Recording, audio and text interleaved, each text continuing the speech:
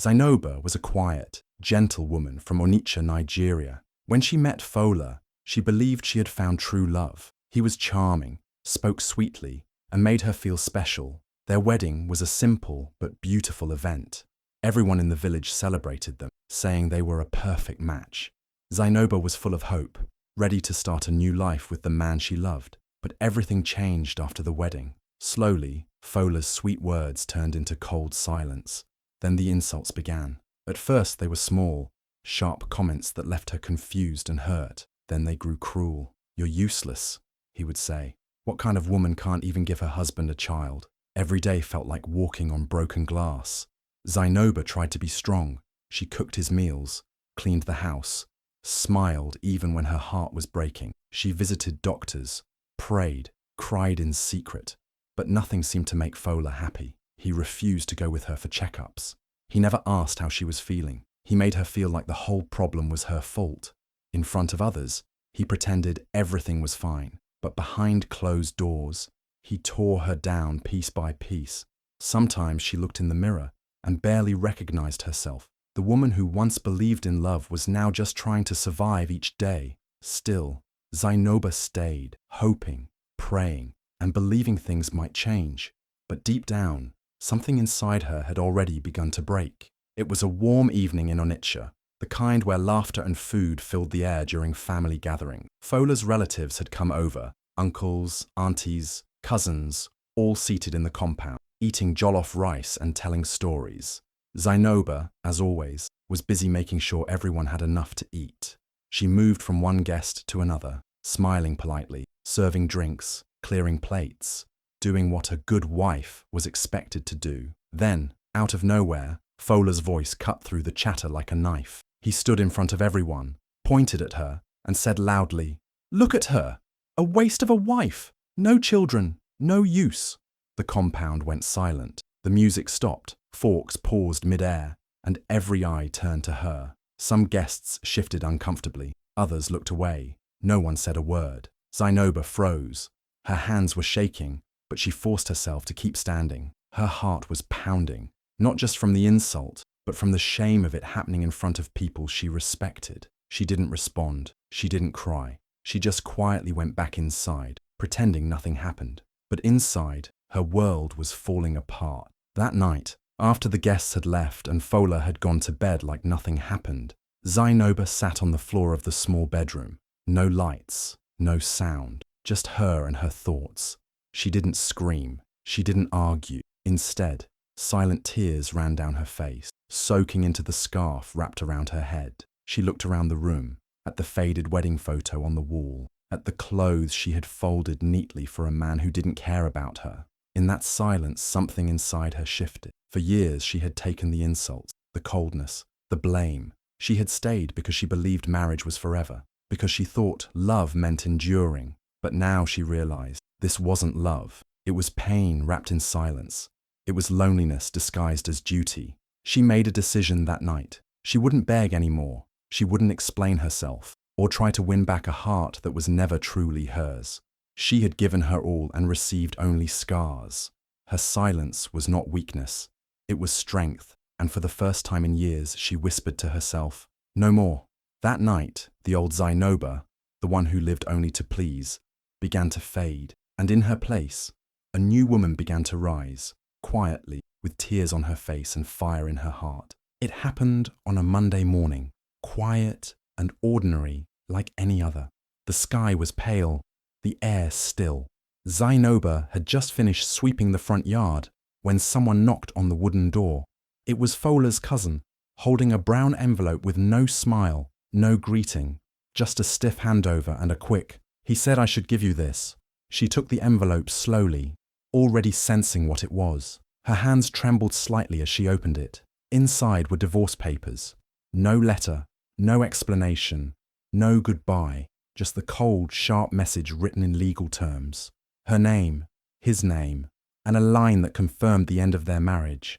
That was it. After everything she had endured, years of hurt, of trying, of believing, he couldn't even face her. He sent a cousin to deliver the final blow. Zainoba didn't scream. She didn't beg. She didn't ask. Why? Because deep down, She already knew. Fola had given up on their marriage long ago. This was just the paperwork to make it official. Her heart ached, but she refused to let it break her. She signed the papers quietly. Her hands were steady now, her face calm. After signing, she folded the envelope back up and handed it to the cousin with a simple, "Thank you." Then she walked into the small bedroom they once shared and looked around one last time. The room was filled with memories, but not the good kind. The silence, the tears, the insults, they clung to the walls like dust. She took a small bag and began to pack. Just the things that mattered. Her clothes, a few photographs of her late parents, her Bible, and her sewing kit. No jewelry, no wedding dress, no gifts from him. Those things had no value to her anymore. She had arrived in that house full of hope, and now she was leaving with only her truth and her dignity. As she stepped outside, the village was quiet. A few neighbors watched from a distance, whispering behind curtains. No one came to stop her. No one asked where she was going. But Zainoba walked tall. Her heart was heavy, but her back was straight. She was leaving behind pain, shame, and a man who never truly saw her. She didn't know exactly where she was going, only that she could not stay. The road ahead was uncertain, but it was hers to walk. For the first time in a long while, she was free. Not because someone rescued her, but because she had chosen to rise, even when it hurt. That morning, Zainoba walked out of the house with almost nothing, but she carried everything she needed: peace, strength, and the quiet courage of a woman who finally chose herself. When Zainoba arrived in Abuja, she had nothing but a small bag and a tired heart. The city was loud, fast, and unfamiliar, so different from the quiet village she left behind. She didn't know anyone. She didn't have a place to stay or a plan, but she had her hands, her sewing kit, and the strong will to start again. After a few days of searching, she found a small tailor's shop on a busy street. It wasn't fancy, just a tiny room with 2 machines and clothes hanging from the ceiling. But the owner, Mama Nene, saw something in her.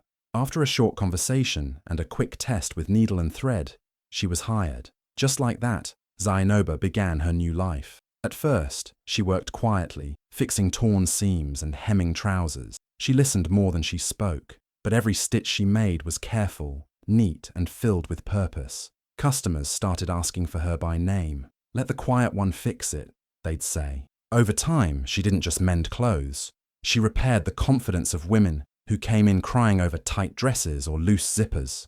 She made them feel beautiful again, and that meant something. She saved every naira she earned. No luxuries, no distractions. She stayed late at the shop, sketching dress designs on scrap paper. At night, she watched online videos, learning new styles, techniques, and trends. Slowly, she started taking side jobs, wedding gowns, birthday outfits, traditional wares. Word began to spread. "There's this lady at Mama Nene's who sews like magic," people whispered. Within a year, she'd saved enough to rent her own little space. It was small, just a corner shop tucked between a bakery and a hair salon, but it was hers. She painted the walls soft yellow, put up a mirror, and hung her first hand-sewn banner, Zainoba's Touch. The first few weeks were slow, but she didn't give up. She smiled at every customer. She listened carefully to what they wanted, and when they came back, bringing their sisters, friends, and aunties, she knew she was doing something right. Soon, social media picked her up. A popular Abuja influencer wore one of her dresses and tagged her in a photo. Overnight, her page exploded. Orders flooded in. People loved her story, her style, her strength. She had to hire 2 girls to help her, then 4. Within 2 years, she moved into a bigger space. Glass doors, soft music, mannequins dressed in gold lace and ankara. The woman once called useless was now designing clothes for women who walked into rooms with power and pride. Her fashion house wasn't just about clothes. It was about rebirth, about rising from pain and wearing strength like silk. Zainoba didn't just rebuild her life. She redesigned it, stitch by stitch, dream by dream. And every time she heard the hum of a sewing machine, it reminded her, from broken pieces, beauty can still be made. One afternoon, as the sun poured through the glass windows of her fashion shop in Abuja, Zainoba was finishing a fitting for a client when her phone wouldn't stop buzzing. Message after message lit up the screen. At first, she ignored them, thinking it was just another rush of orders or questions from her staff. But then one message caught her eye. "Have you seen Fola's big news?" Curious, She opened it, and there it was, a photo of Fola smiling wide, dressed in matching traditional wear, with a young woman by his side. The caption read, "Countdown to the biggest wedding of the year." Fola was getting married again. And not just to anyone. He was marrying the daughter of a powerful politician, a woman from a wealthy, well-known family. The internet was on fire. Picture after picture flooded social media. Pre-wedding shoots in a fancy garden, love quotes under every post, expensive rings, matching shoes, staged smiles. Friends from Onitsha shared and commented, pretending to be happy for him, calling it a blessing and a fresh start. Fola had suddenly become the image of success. His clothes looked sharper. His captions were full of wisdom.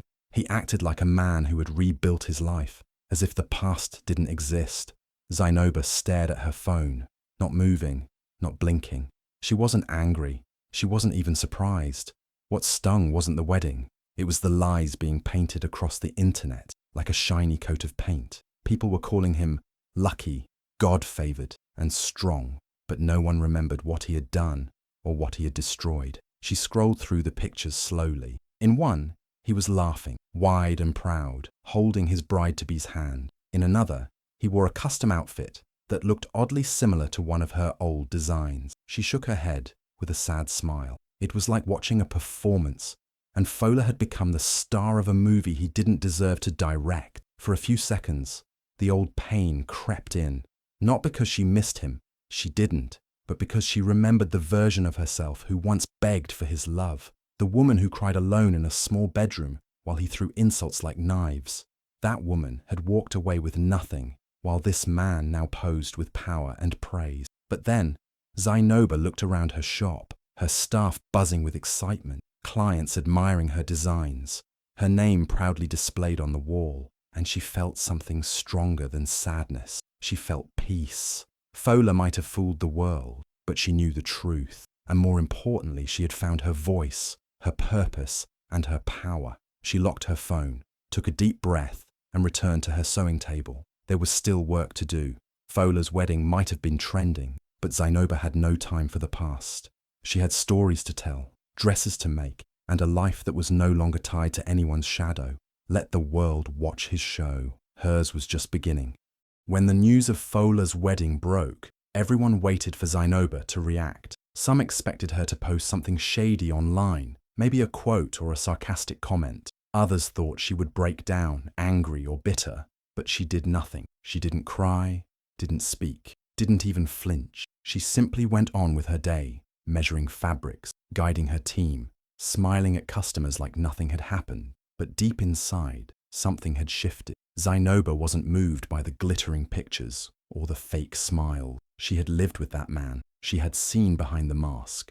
She had felt his cruelty in ways no camera could ever capture.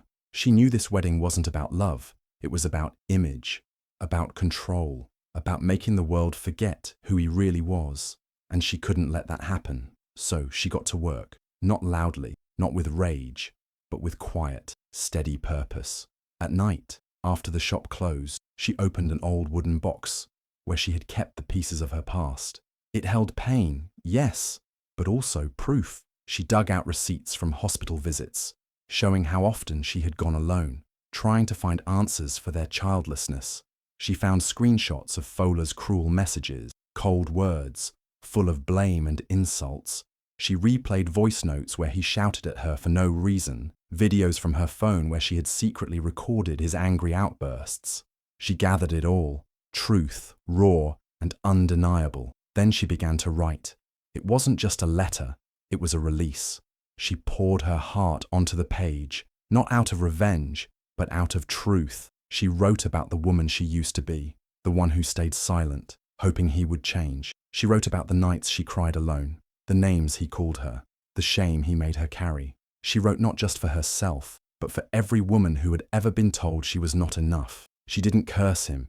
She didn't insult the bride. She simply told her story, honestly, clearly, and with dignity. Page after page, she let her pain become power. When the letter was finished, she read it twice, sealed it in an envelope, and tucked it away. Then she made one final decision. The letter would not be sent to Fola. It would be delivered to the bride's father, the politician, the man who had status and pride to protect. He deserved to know who his daughter was marrying, not the man in the pictures, but the real Fola, the one who broke a woman's spirit and walked away like nothing happened. Zainoba arranged for a trusted courier to deliver it on the wedding day, no sooner, no later. And then she returned to her life. No noise, no drama, just quiet strength. She didn't want to ruin a wedding. She wanted to reveal a truth. And sometimes the loudest justice comes from the quietest hands. The wedding was grand, exactly what everyone expected. The venue was decorated with gold and ivory silk, flowers lined every corner, and a soft band played in the background as important guests filled their seats. Abuja's elite were all there, politicians, business moguls, influencers, all dressed in their finest. The bride looked stunning, glowing in her custom lace gown, surrounded by bridesmaids in matching gel. Fola stood at the altar, smiling wide, playing the role of the perfect groom. Everyone was clapping, laughing, taking pictures, unaware that something was about to shift the entire day. Just as the ceremony was reaching its peak, a man in a suit quietly entered the hall. He didn't speak to anyone. He didn't make a scene. He walked straight to the bride's father, who was seated in the front row, smiling proudly. The man leaned down and whispered, "Delivery for you, sir." Then he handed him a sealed brown envelope and walked away. The bride's father raised an eyebrow. He wasn't expecting anything. Still, he opened the envelope casually until he saw the first page. His face changed instantly. His smile faded. He adjusted his glasses and began to read more carefully. Line by line, his eyes moved over Zainoba's words, soft but strong, filled with truth. The letter spoke of humiliation, of cruel names like useless and a waste. It described nights filled with silence, not peace, but pain. It included printed messages, timelines, and detailed moments of emotional abuse. The hall didn't notice at first. The ceremony was moving forward, music playing, the pastor beginning his speech.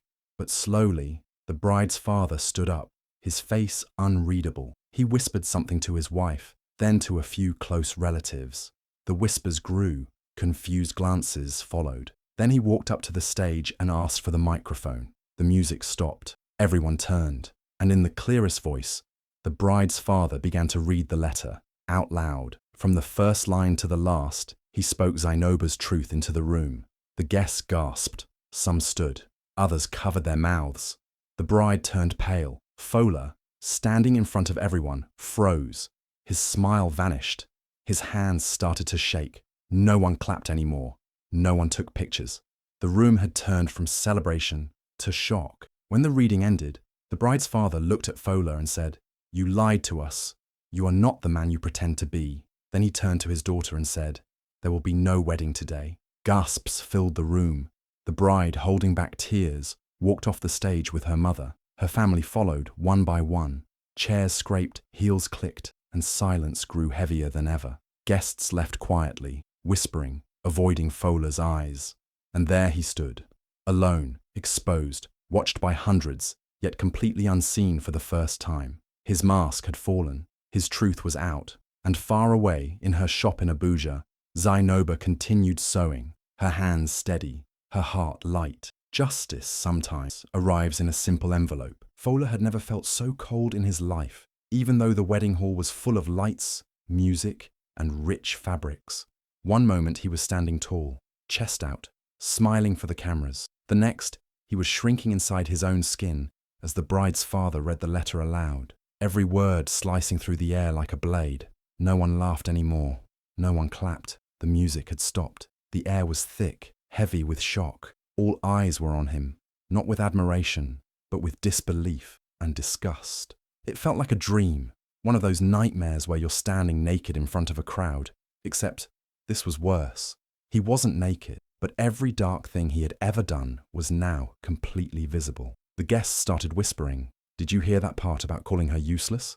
He made her feel like nothing. How could he? So, this is the man we were all celebrating."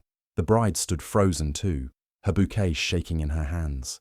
Her eyes didn't look angry. They looked hurt, deeply confused. She stared at Fola like she didn't recognize him anymore, and maybe she didn't. She had only known the polished version, the smiling businessman, the sweet-talking gentleman, not the man who made his wife cry herself to sleep every night. Then came the moment that hit the hardest.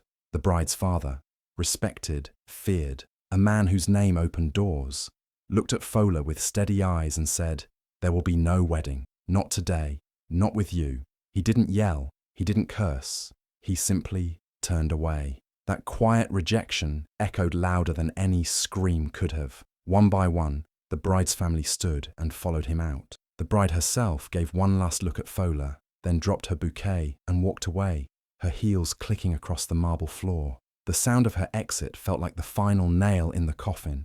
Guests didn't even wait to be dismissed. They stood up and started to leave, some slowly, some rushing.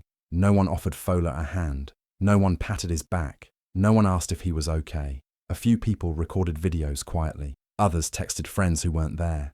The story would spread quickly. It already was. Fola was left standing on the stage, in front of golden drapes and flower arrangements that suddenly looked ridiculous. His mouth was dry. His legs felt weak. His suit, once perfectly tailored, now felt tight around his chest. The shame burned like fire under his skin. He tried to speak, to say something, anything, but no words came out. What could he say? That it was all a lie? That he had changed? That Zainoba was exaggerating? He knew better. The letter had receipts, screenshots, proof. There was nothing to deny.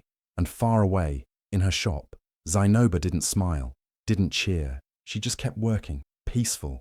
She hadn't set out to destroy anyone. She had only told the truth. And sometimes, the truth is all it takes to bring down a man who built his life on lies. When the news of the ruined wedding reached Onitsha, it spread faster than Harmattan fire. People didn't even wait for the full story before the gossip started. At first it was just whispers, quiet murmurs in market stalls, barber shops, and church corners. But soon, the whispers turned to bold conversations. Radios picked it up. Social media carried it like thunder. Everyone was talking about Fola. "That's the man," people would say, pointing. "The one who made his wife suffer." Imagine, after all the noise, he couldn't even say sorry. The wedding ended because of a letter, one letter that exposed everything.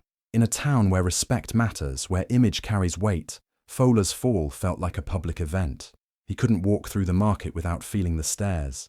Some shook their heads. Some rolled their eyes. A few confronted him directly. "You called her useless? That woman?" one old man asked near the town square. "You must not have known her worth." The shop Fola once proudly owned, a bright place on a busy street, began to empty. Customers stopped coming.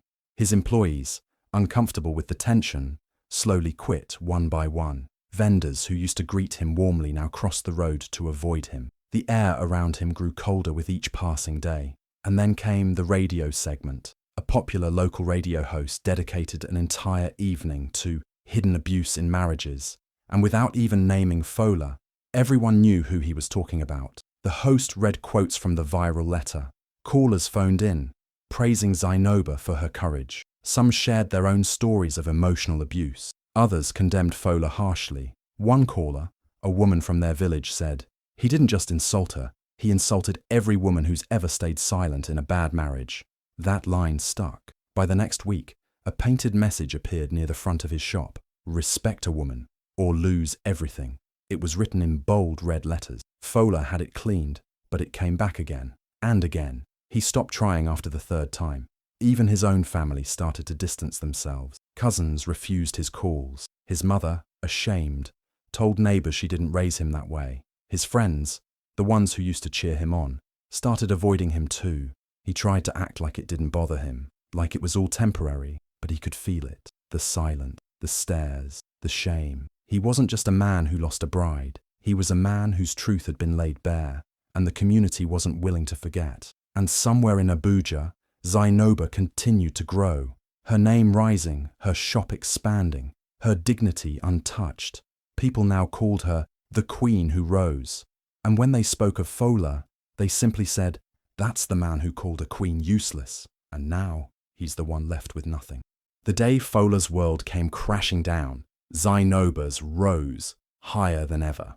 She had worked tirelessly for this moment, not to seek revenge, but to create something that mattered. That day, as Fola's name was dragged through the dirt, Zainoba opened her second store, a stylish boutique that reflected everything she had built with her own hands. And she wore the colors that Fola had once forbidden her to wear, a bold, confident red. It was a small but powerful statement. For years, he had told her she wasn't allowed to be bold, to stand out. He had tried to dim her light, to make her shrink into the background. But now, here she was, standing in the center of her success, not just as a businesswoman, but as a symbol of strength for every woman who had been silenced. Her shop wasn't just a store. It was a reflection of her journey, a testament to her resilience.